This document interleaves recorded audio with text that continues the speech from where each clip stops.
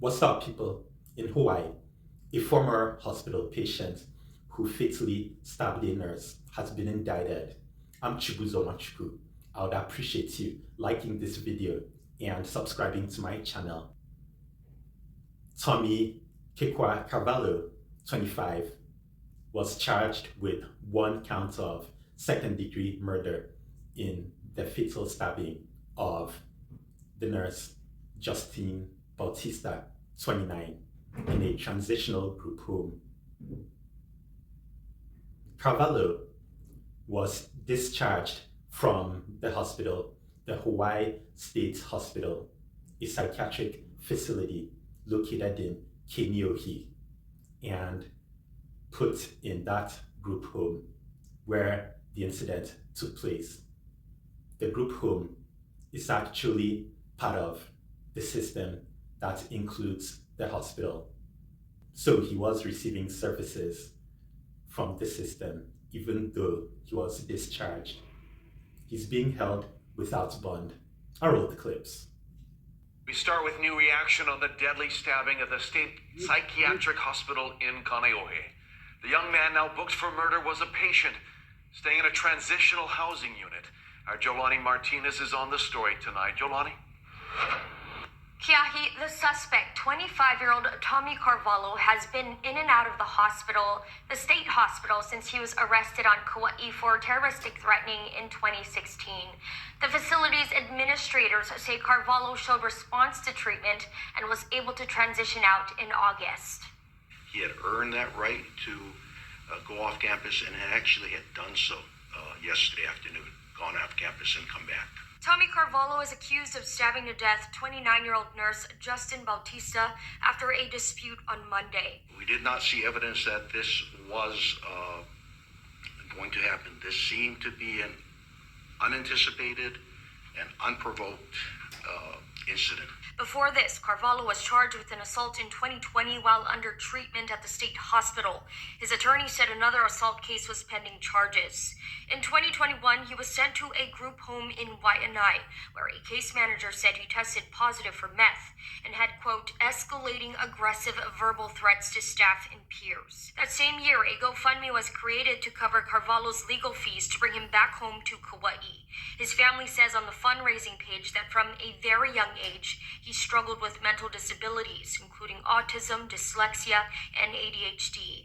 Tonight, Carvalho's family did not return our messages. Authorities are focused on the safety of the Kaneohe facility, which added a new wing with 144 beds a few years ago. We actually believe the hospital has been made safer since the opening of the new patient facility, that assaults are down.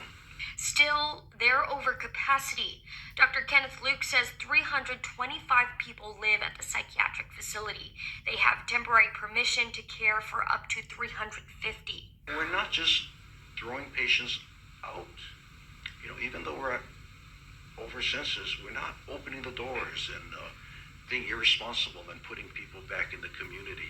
We would rather be over census and deal with that than to put somebody out who we knew in our heart should not have been discharged. They've undergone some leadership turnover in the last 6 months, and so it's been difficult to really see whether positive change has been made or not. State Senator Jarrett Keohokalole says there's been a hesitance to allow people to undergo programming to reintegrate into the community ever since psychopathic killer Randall Saito escaped the state hospital and flew to California with a fake ID in 2017. So it's going to be a real challenge to make sure that people that are deemed safe enough to reintegrate back into the community are able to get enough help in order to do that successfully now that this has happened. The state hospital's administration says they're doing a thorough review to see if there's any opportunity to see how they can improve patient staff safety. Jolani Martinez, Hawaii News Now. Thank you, Unprovoked and unanticipated, right?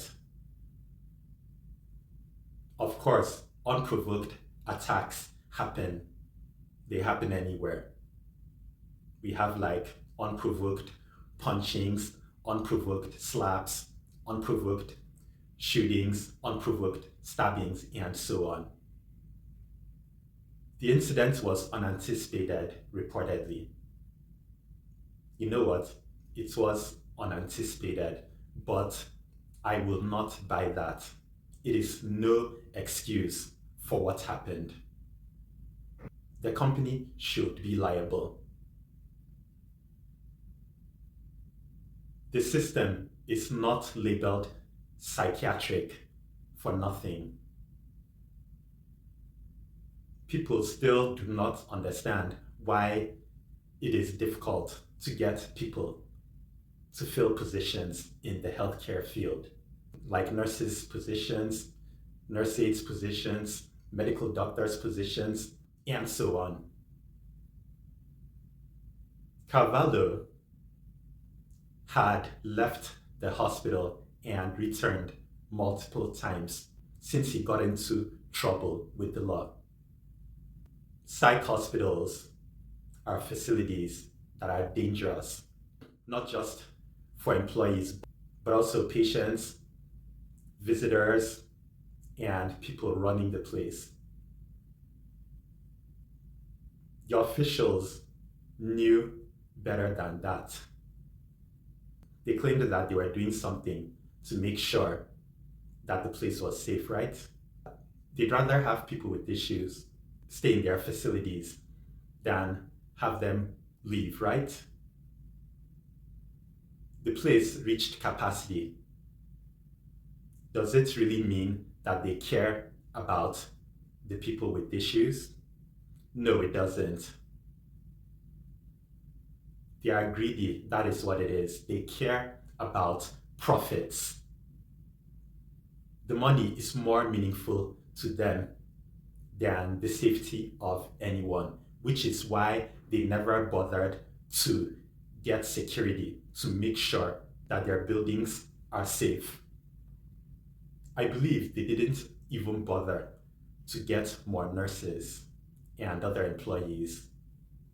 That greed cost the nurse his life.